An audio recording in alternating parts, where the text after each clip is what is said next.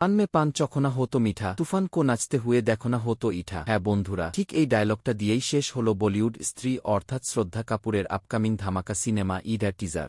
কেমন আছেন সবাই? মুভি বাজের নতুন একটা ভিডিওতে আপনাদের সবাইকে স্বাগত। রিসেন্টলি ম্যাডক ফিল্মস রিলিজ করেছে তাদের নতুন বায়োপিক ড্রামা ঈদের অফিসিয়াল টিজার।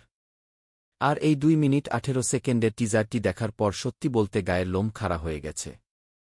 শ্রদ্ধা কাপুরকে আমরা এর আগে রোমান্টিক বা হরর কমেডিতে দেখেছি, কিন্তু এই সিনেমাতে তিনি যা করতে চলেছেন তা এক কথায় তার ক্যারিয়ারের বোল্ডেস্ট স্ক্রিন ট্রান্সফরমেশন হতে যাচ্ছে। আজ এই ভিডিওতে আমরা আলোচনা করব এই টিজারের ভেতরের কিছু দারুণ ডিটেইলস এবং এর আসল সত্য ঘটনা নিয়ে। তো চলুন শুরু করা যাক।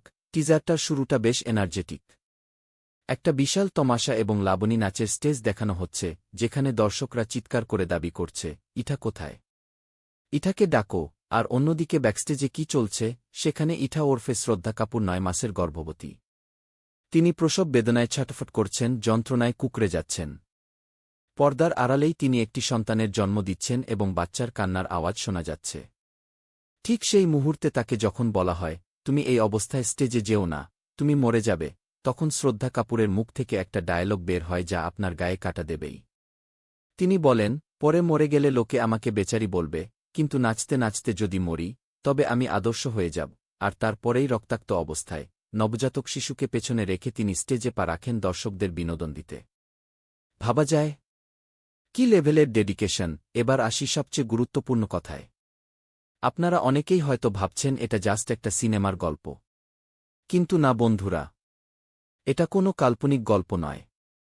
এই সিনেমাটি তৈরি হয়েছে মহারাষ্ট্রের লেজেন্ডারি লাবণী এবং তমাশা শিল্পী ভিঠাবাই ভাওমাং নারাজনগাঁওকর ভিলহাবে ব্যামেং নেওয়েং ঘ্যাংখর এর বাস্তব জীবনের উপর ভিত্তি করে। মহারাষ্ট্রের লোকসংস্কৃতিতে তাকে তমাশা সম্রাজ্ঞী বলা হয়। কথিত আছে, একবার লাইভ পারফরম্যান্সের সময় তিনি সত্যি সত্যিই ব্যাকস্টেজে নিজের সন্তান প্রসব করেছিলেন, নাড়ু কেটেছিলেন এবং তার ঠিক কয়েক মিনিটের মধ্যে আবার স্টেজে ফিরে এসে নাচ শুরু করেছিলেন যাতে দর্শকরা হতাশ না হয়। এই সিনেমার পরিচালক লক্ষণ উতেকর, যিনি এর আগে ভিকি কৌশলের ছায়া পরিচালনা করেছেন, তিনি এই রিল লাইফ এবং রিয়েল লাইফের ইমোশনটাকে টিজারে নিখুঁতভাবে ফুটিয়ে তুলেছেন। এবার আসি টেকনিক্যাল দিকগুলোতে। টিজারের ব্যাকগ্রাউন্ড মিউজিক দিয়েছেন অজয় অতুল। তাদের মিউজিক যে কতটা পাওয়ারফুল হয় তা নতুন করে বলার কিছু নেই। লাবণীর চেনা বিট আর ড্রামাটিক সিনগুলোর বিজিএম জাস্ট অনবদ্য।